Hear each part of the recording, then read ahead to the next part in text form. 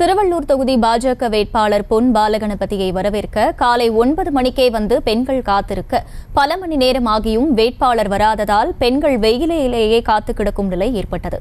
4 மணி நேரத்திற்கும் மேலாக காத்திருந்தும் தலைக்கு 100 ரூபாய் மட்டுமே கொடுத்ததாக பெண்கள் புலம்பியது பரிதாபத்தை ஏற்படுத்தியது.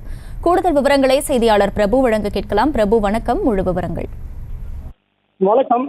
திருவள்ளூர் நாடாளுமன்ற தனி தொகுதியில் போட்டியிடும் அதிமுக கூட்டணி தேமுதிக வேட்பாளர் நல்லதம்பி, திமுக கூட்டணி காங்கிரஸ் வேட்பாளர் சசிகாந்த் செந்தில், பாஜக வேட்பாளர் பொன் பாலகணபதி மற்றும் நாம் தமிழர் கட்சி வேட்பாளர் ஜெகதீஷ் சந்தர் ஆகியோர் திருவள்ளூர் நாடாளுமன்ற தொகுதிக்குட்பட்ட பல்வேறு பகுதிகளில் தீவிர வாக்கு சேகரிப்பில் ஈடுபட்டு வருகின்றனர்.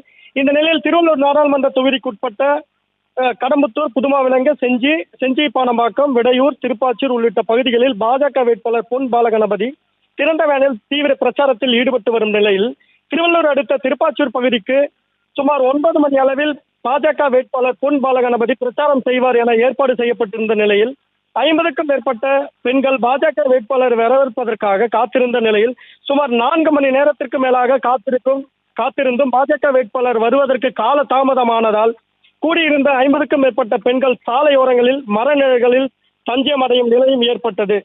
மேலும் இப்போ 4 மணி நேரத்திற்கு மேலாக சுமார் 9 மணி அளவில், காலை 9 மணி அளவில் பெண்கள் நாங்கள் வரவழைக்கப்பட்டதாகவும், சுமார் 4 மணி நேரத்திற்கு மேலாகியும் தற்பொழுது வரை காத்திருப்பதாகவும், அது மட்டுமல்லாமல் 4 மணி நேரம் காத்திருந்து வேட்பாளரை வரவேற்றாலும் எங்களுக்கு 100 ரூபாய் மட்டும் வழங்கப்படுவதாகவும், வேற வேலைக்கு சென்றிருந்தால் கூலி அதிகமாக கிடைத்திருக்கும் என பெண் ஒருவர்,